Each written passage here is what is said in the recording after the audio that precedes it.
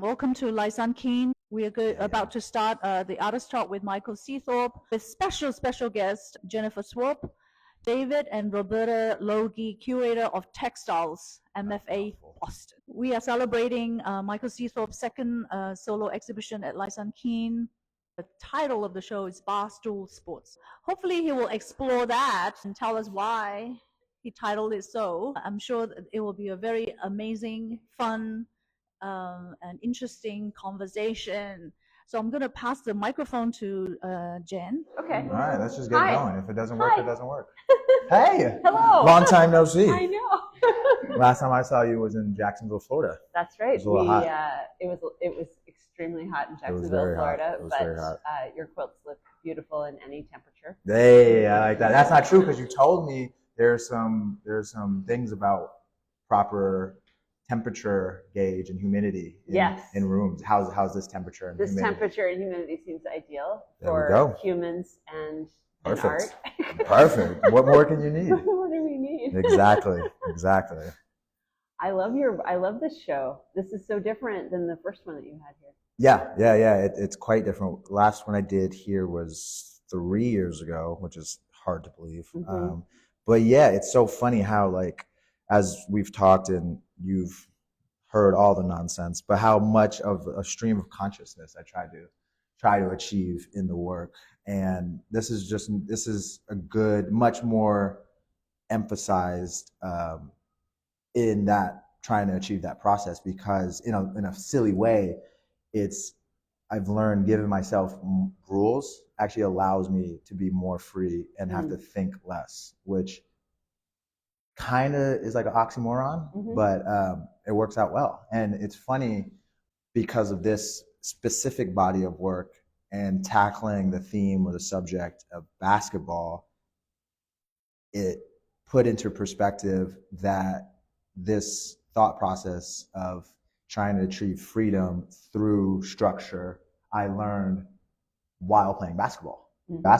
Good artists have more ideas than time. And so when I work really fast, and one of the big reasons for that is so I'm not thinking about it. I'm not overthinking about it. I'm just doing it and letting it happen and figuring out the rest later. Mm-hmm.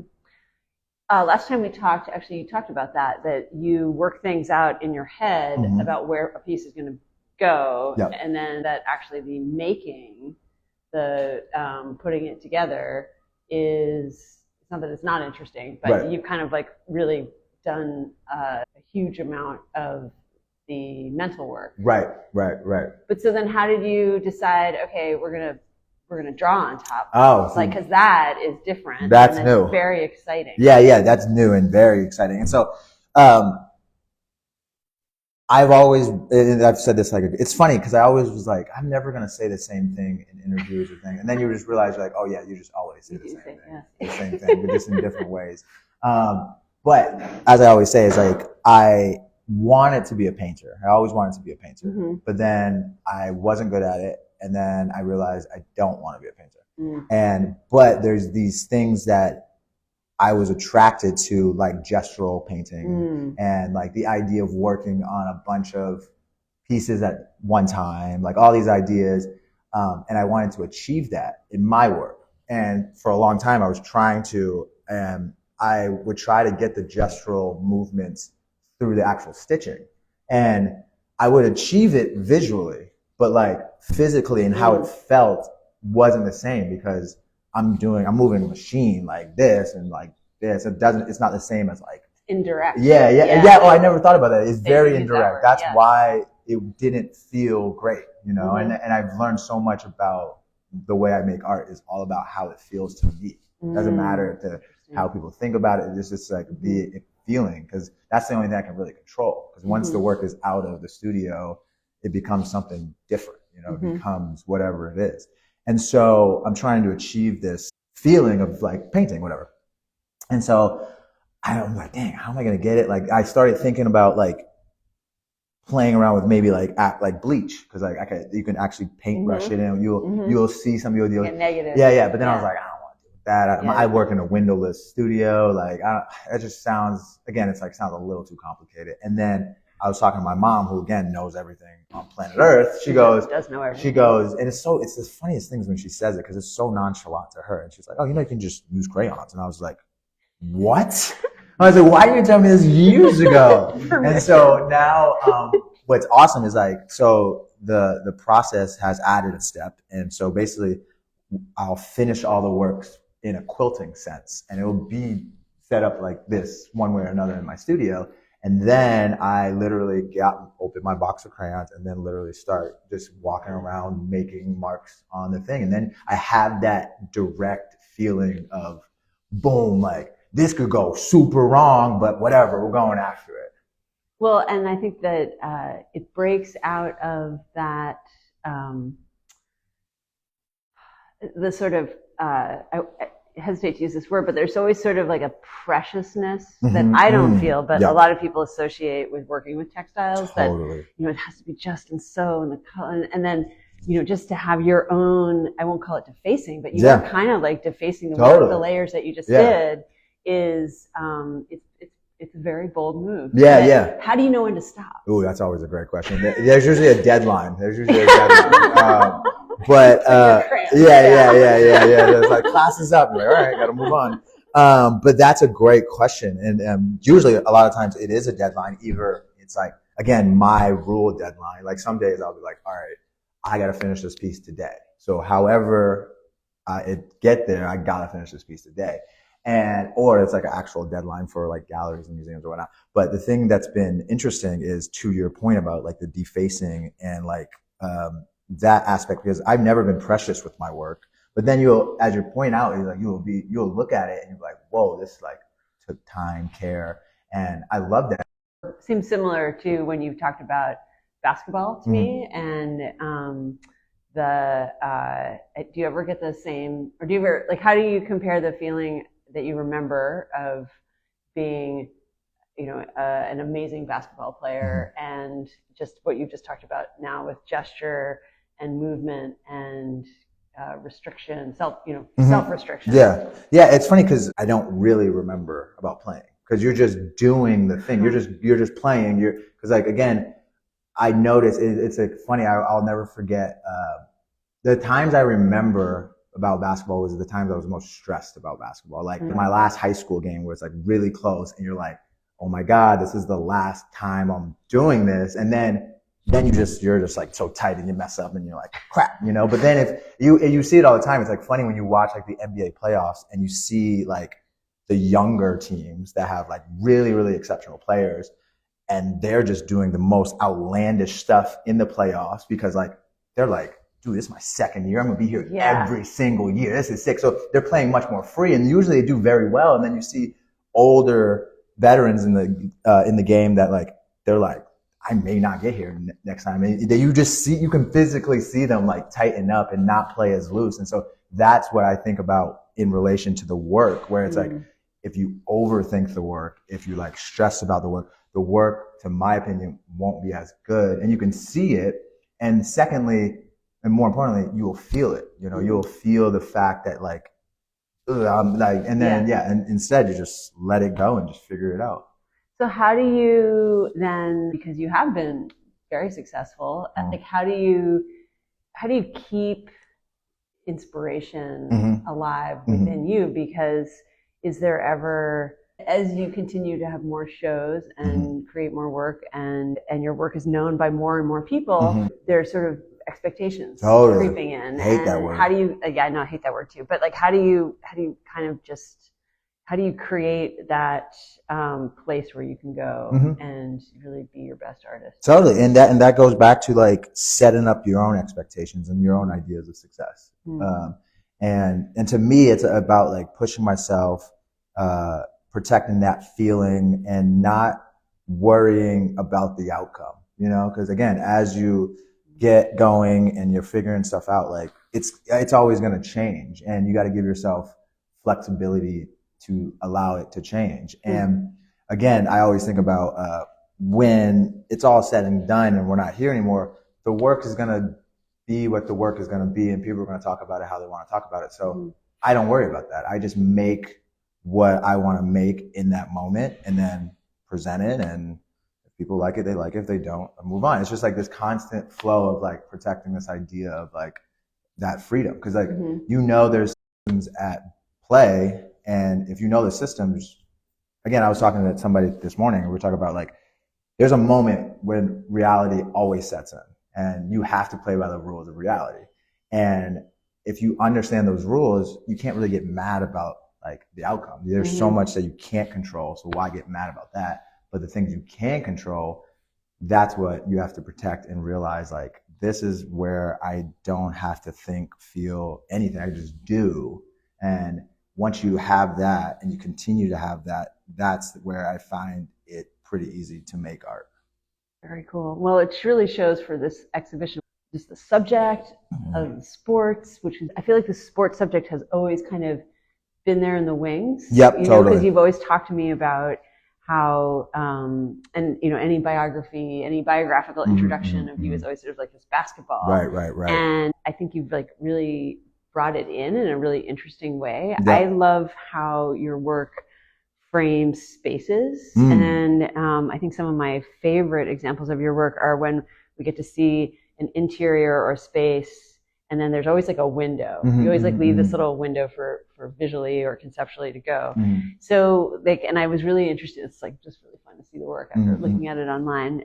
We were talking about with LaiSun about how like there's just so much texture and movement now with the gestural part that you really need to see the work in person. So that's why I was really excited to see sort of now the sort of interior, the space, like that you're showing, but also like that you're conveying in like a more abstract way, is this court, right? So I was just thinking about like how different is that for you compared to some of your earlier work where you're like looking at your apartment or you're looking at an alleyway or looking at something. It's funny because starting out, you know, half of it, I think more than half, you want to prove to yourself that you can depict something like literally, like I see this, I'm going to depict this as it's seen, right? That's like, in a lot of ways, for a lot of artists who are figurative and representational, that's like a benchmark of like, okay, you're good, right? And so I did that and I thought I was quite successful in it, but then quickly it got boring where it's like, okay, for me, it was like, how many rooms can I depict? You know, it's like, it was like that challenge of like, how many rooms can I depict? And so what I started to do, and this is one of, or like the first examples of this, is where the way I created this body of work is I figured out what I wanted to do, subject, and then started doing a bunch of research on all the photos. And like growing up playing basketball and sports, there's just so many iconic photos you know of. You're like, oh, that and this. And so I picked out the ones I liked, and then I would start drawing, and there would be always this moment where I would stop drawing, where I wouldn't complete the scene. Because I was like, I know how I can complete the scene, but let me take a step away and then revisit it at a different time. But this time, not looking at the reference, not thinking about basketball, and just think about how to fill the space and let my mind wander and like have this stream of consciousness. So wherever my mind is at the time is where I'm going to add. Like there's a fish there. I don't know why there shouldn't really be a fish on the basketball. Oh, right here. Right? Yeah. There's a fish. And like over there's like a Slurpee on top of the basketball guy's face. And like the reason there's a Slurpee there is because I went to the movies with my nephew for the first time. He never went to a movie. This is like crazy. You don't think about the first time you go into the movies. We went to the movies, and first time it was awesome, but he had never had a Slurpee. And I was like, boy, I am about to rock your world. And it was just funny. It's like, again, that's just what I was thinking about. And that's where it becomes more interesting for me, because starting out in art, I started with photography, and the way I composed, especially early on, is like, it was very photographic, you know, and I'm trying to push myself to like break that and like enter more of the painting space where there's way more liberty to do anything. You're just filling space. Well, and particularly a lot of the figures, obviously, when people like very good basketball players do seem to defy gravity. Oh, crazy, like the figures defying gravity and the movement in all of these works is really quite extraordinary. Yeah, it's totally. How is that? again, like, so you just described your process of like being kind of pushed in a certain visual direction by a photograph, but then like letting that go and moving on and exploring yourself. How did you achieve that in the cloth? Because it's very different.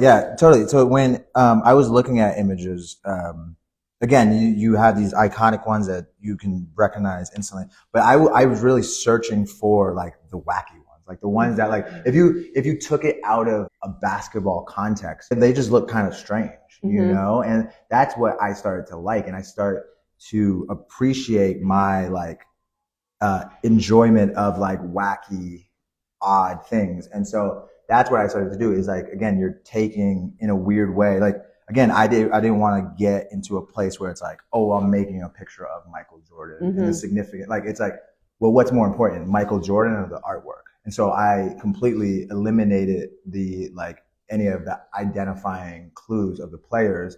They just became forms for me and playing around with their forms. So that was really fun when you could like completely dislocate them from the thing, because I don't even know if it's apparent, but in this piece, the circle that's like here, number 3 is technically the basketball hoop. Yes. All right. But if I didn't say it, it's like, it's really just kind of odd. You know, if I didn't say that, I don't know if you would know, but that's what makes it interesting to me, where you can now look, you can take this subject, any subject, and just like look at it differently. I had my 22-year-old son go through every work of art on the website to make sure that there wasn't an obvious basketball moment that would be identifiable, because he's a Barstool Sports fan. Oh, nice. And could identify one? There is one that it's quite, I think. Oh, okay. Maybe just at the moment he didn't really want to help his mother too much. Yeah, sure. Probably was like in the morning and stuff. But I would say this one right here. Is that one? Identify. It's like, it's definitely when like Michael Jordan won his first slam dunk contest with like the gold chain. And, the gold chain. Yeah. Oh, that's right. Okay. Yeah. But maybe it's not. I was asking somebody who I thought knew sports, and he didn't know it. So he didn't point that out to me. So I think you achieved that as an artist. That's great. That's exactly what I wanted to do. So I'm glad. We pulled the 22-year-old Barstool Sports fan. Yes. Perfect. Yes. And so I do prepare for these artist talks. You know, I don't, so I'm glad one of us does. But this is really, it's very special to be here today. I particularly like was that your touch to put the balls? That was LaiSun's touch, which was great. Very good. Yeah, that was awesome. I like that. We love it. But the footballs were Patriots football, so I had to turn it around because, you know, go Pack, go. Oh, sorry. Yeah, I understand. Yeah, there's certain liberties you can take with artists. And there's others that are just, you cannot, just unacceptable. So. Oh, that's great. So could you talk to me like a little bit about size? Like, how do you know how, I mean, there's a few that are obviously like sort of related in size. And then you have the switch in orientation from vertical to horizontal. How does the process that you just described take you in either of those directions? Yeah, so it's you. The way my process goes is I make all those big decisions early. So when I'm in the studio, I'm not, what size should this be? And so basically I'll just think as I'm working on the group, on the body of work, whatever it is, I'll be like, all right, how many pieces is it going to be? Usually it's divisible by 5. I was like, all right, that's going to be 15 pieces. Is that because there are 5 players on the court? No, it has nothing to do with 5 players on the court. It actually, my number in college was 15. You know, and I just always liked 5. And then like people would tell me like there's these great meanings behind 5. I'm like, well, that's all malarkey. It's just a number. It's just an arbitrary thing to get the ball rolling. Got it. But then it also sounds good. You're like, it has to be 5. And you're like, whoa. And I was like, it means nothing. But and so that would be it. And then within that, then you think about like, I've been extremely fortunate to do enough shows where you think about how would it look in a space, and then that's when you start making these decisions. You know, like it's usually goes for something like this show. It's like you want a little variety, but you're picking. These are gonna be the same size, like boom, boom, boom. But then it's interesting when you do like just really small ones, and then that's tricky because you have these limitations just from working in small. And then when you do big, it's like there's other limitations. It becomes an interesting problem you have to solve. So but all decisions were made before I start working.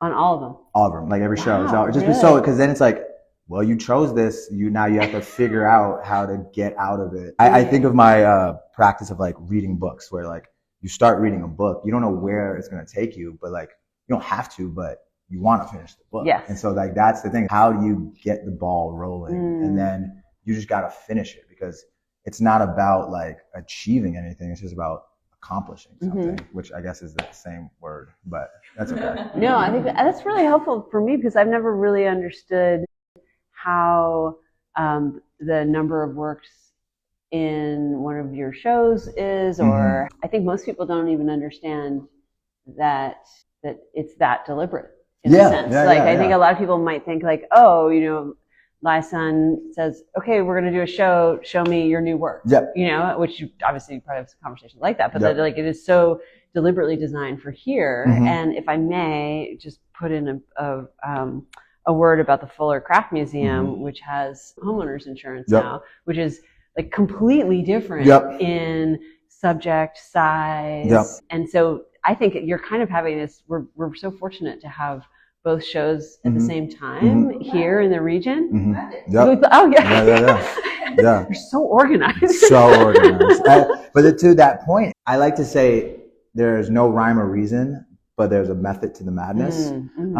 And the way I make work the most enjoyable, wow, that was a tough one, is by giving me these rules, so I'm not thinking about that. People talk to me all the time. It's like, they're like, I just do it till it feels right. I'm like, that's just, you know, I'm glad it works for you, because that doesn't make any sense to me, because I'll be working on it forever, you know. And so I give myself these rules, because at a time I'm like, I want to work on something else, you know. It's like at a time I want to read a different book, but you know, I just get through the book. And this is the thing I've been learning as going along, what makes sense, because that's the thing I constantly think about, is like, how are you motivated to continue working? Because at a point you're just like, what do I do next? And so when you have, I have bodies of work that I'm ready to just like, all right, now I'm just working on this body of work, and just working through it. And then once you're on the other side, you're like, okay, and then just work on the next body of work. Yeah.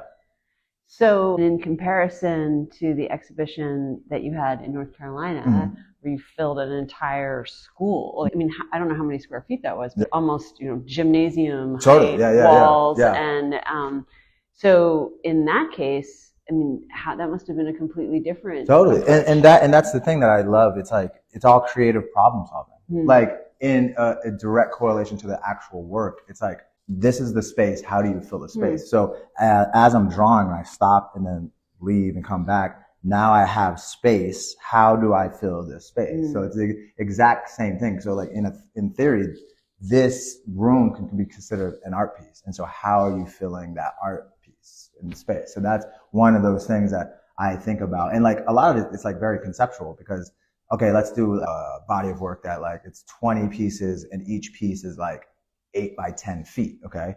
That conceptually, where the hell is that going to go? But I already made that decision. And then I find it very interesting to figure out where it's going to exist after that. Have you ever seen your work then? So, you know, you work on it, you work on the whole piece, and then you let it go into the world.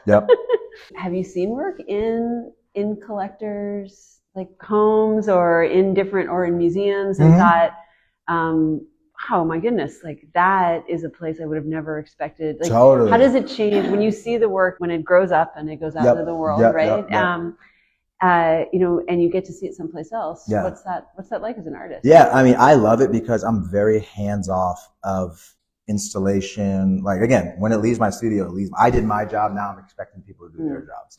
And that part of it I love, because it's like embedded in this idea of spontaneity. Like when I'm making the work, I really try my best not to think about like color theory. Like I'm still mad that I read like Joseph Albert's like color theory book, because I really liked it and I really enjoyed it. But now I'm trying to like push myself past that idea of this is good color. Like what is good color? Like that's all just things that like people like to say. And like, so I try my best to like forget the things that like I've learned, because it's fun, because you're like, oh, I didn't expect that. You know, I didn't expect me to do that, which that's exciting, because you have learned some sort of insight of something. And so then you see it out in the world and you're like, oh, I didn't expect that. And it's like so interesting because again, you basically have to check your prejudice and well, you got to check all your things because you're like, But then I'm like, why am I thinking that? Because it doesn't really matter. The only thing I really care about at the end of the day is,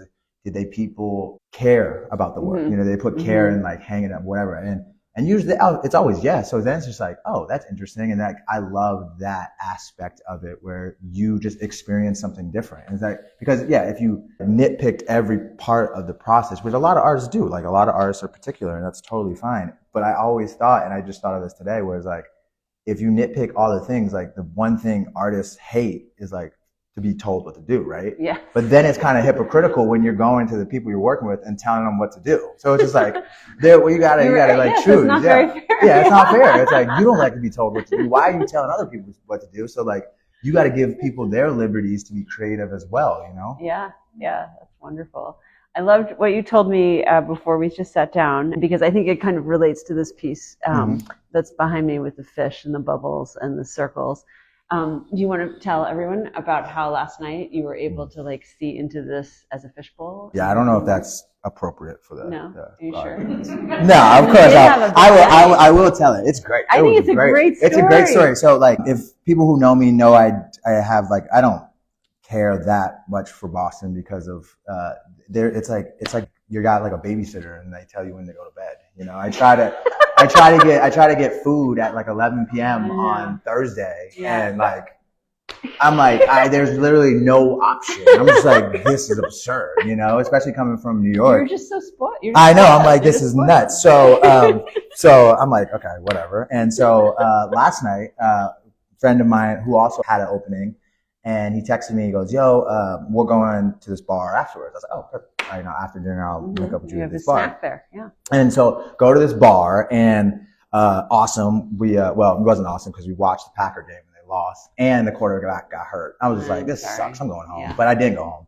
And so we're hanging out at the bar. You know, it's awesome. Just reconnecting. It was really great, really great. But then one of the most like I think it's the second most jarring thing ever. I figured out where the first most jarring thing ever is like waking up to Stephen A. Smith like talking. Like he's just like yelling. If you wake up to it's like, what is happening? That happened to me the other day. And I was like, this sucks, you know? And the other most jarring thing is when you're in a bar, you're having a great conversation like this, and then somebody just flips the lights on. This is what Boston does. They just flip the lights on, and it's so like rude. It's like, bro, like you can just be like walking around like, hey guys, last like call. No, they just flip the lights on. Then you're like, oh yeah, all right. Yeah. So it's like, whoa, okay. And I was like, all right, well, I guess we're going home, right? Yeah, it's like, dude, like fun's over. Like just tell people. So I'm like, all right, whatever, fun's over, you know. It's like 1:15, so I was like, all right, I gotta go home. I know nothing's open, and so then my friends go, oh, we're gonna go get some food. I'm like, okay, sick. Whose house are we going to? They're like, no, we're going to Chinatown. I was like, this is not how it rolls. They're like, yes, it is, because Chinatown runs by their own rules. And so it was a place we went that was open, and it was called, this is the best name.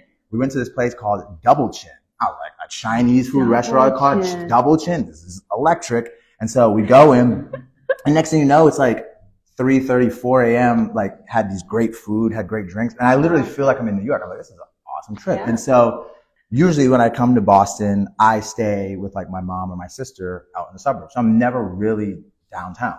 And so last night I'm downtown at an ungodly hour, and I'm staying like down the street from the gallery. And so I was just like, when is this going to ever happen again? So I was like, I'm just going to walk to the gallery because the lights stay on and I just want to look at my work, like with nobody around. What else am I going to do? And so I literally walked and like sat outside and just like looked at my work. And it was this beautiful, like intimate moment that like, I was like, when am I ever going to see my work at 4 a.m. like with nobody around from like outside, you know? And so it was awesome. Yeah. So that was the story. Yeah. It was really, really sick. But then it was funny because I posted a picture on social media, and I was wondering who would pick up the time of it, because it was like 4:30, and then I'm like posting that I have a talk at 1 p.m. the next day, and I'm like at the gallery at 4:30 in the morning. I was like, this is absurd. Well, I love the thought of these jewel tones, these bright colors, and that feeling of like looking in through the windows. And because I love that part of your work. Like I'm always looking for like the window, that like sort of way both into the work, but then kind of out. Like you give people like this visual. Yeah, window to the soul, right? Just deep. Yeah, no, very deep meaning. And, provocative. But also like fun to discover, you know, and I think that you always do that in all of your work, and it's fun I always enjoy seeing where my eye's going to go and also I think that this show, Barstool Sports, I'm waiting for Big Cat to walk in. Yeah, that was sick. I've just known that you've always talked about basketball, and it's so exciting to see work that is in my mind, because like I can't really play basketball at all. It's really sad, it's not for everyone. It's not for everyone, and it's such a. I mean, all sports are really. I mean, it's amazing to watch any sport played at a very high level, and I feel like we're kind of given a window into the way you, as an athlete, understand that physical movement, which is so human. And I think it's easy to forget because just sort of how that connection, that mind-body connection, exists through art. I mean, through the gesture, but then also through all sports and all sort of athletic. Just movement. I mean, really, even just lore and like everybody, as we talked about in Jacksonville, everybody has a story about a quilt. Everybody, no matter what, you have a story about a quilt, and so you have that direct connection. Maybe you just don't remember it, and it's so funny that but making it, I never felt that, and so it's so interesting to now be like, I do have that connection. I do feel that when I make it, which is super awesome. I think, and it really shows through in the work too. That's awesome. That physical connection. When you were focused on photography, were you ever drawn towards sports photography, or was your photography work completely different? Well, the funny thing is I never really figured out photography. Learning about myself, I didn't realize how important the actual feeling of creating art mattered. I thought I was technically good at photography, and I was like, okay, I'm technically good at photography. I should be doing this. I know how to create an image, but there was this part that was missing. And the way I describe it, it's it wasn't getting me out of the bed in the morning. It wasn't I was jumping up being like, I can't wait to go take a photo. It was just okay, I'm pretty good at this. Let me find, and I tried all sorts of photography and still didn't there wasn't this connection. And now talking to you, thinking about it, there was this indirectness of creating. You take the photo, but then that's it. And then or you can print out the photo, but again, that's it. There is this, I guess, this urge to do something with my hands and feel like I'm creating something. And I, again, didn't know, didn't even cross my mind that mattered, because I don't know what I was thinking. You're just I want to do something. I'm pretty good at this. Let's just keep doing this. And so it was really funny when that started to pivot, where it's just when I not stopped, but I put down photography and just explored other art mediums. And the awesome thing was I kept just going until it felt right. And then I stumbled upon quilting and it just felt right. And so I was oh, let's just keep moving down this path. And then it's fine tuning the feeling. You're getting closer to your actual self. You're getting closer to what you actually think is important. And and this is going to be a lifetime journey, but it's funny how you're constantly whittling down the spoon until you have a good enough spoon. What about when, I know other exhibitions you've had, shows you've had drawing, you've sort of done some collage and paper, when you work with cloth, are there other projects you're working on in other media, or how important is the medium? Funny, to me personally, it's not that important. It's not I work in quilts because of X, Y, and Z. As I said, it was just the one that allowed me most effectively to get an idea out into reality. So it was again, the directness of it. And then it's funny because a lot of it's very material. It's very material based, but I just never really thought about it in that term. I thought about it as like in a visual term, like how am I going to construct this? And this is just the easiest way I know how to construct it. And, but to answer your question, like, I have to do other forms of art because, again, I never like to get too redundant with like what I'm doing in life. And so I have to do other things just to keep myself engaged. And it's funny because then doing other forms of art, like performance art, I really, really like doing performance art because it makes me feel this wild, almost out of body experience. And then when you return to quilting, you start to realize there's these very performative aspects of it, even though like nobody's seeing it. It's like, all right, I'm going to be a basketball painter this series. And so that's a very performative thing because then the next body of work might just be words. And so then you're completely thinking about it in a different way, but it's the same thing, but it's a very performative aspect. Because like in theory, I could be like, I'm an author. And they're like, no, you're not. I was like, well, I just wrote a bunch of words. What else do you have to do to be an author? You know, it's like, I mean, come on. And so that's the thing that I've been enjoying, like these, like in ways, performative aspects, even if nobody sees it. But like, to your point, it's like, I have to experience other forms of art to, again, keep fine tuning what I enjoy in the grand scheme of art.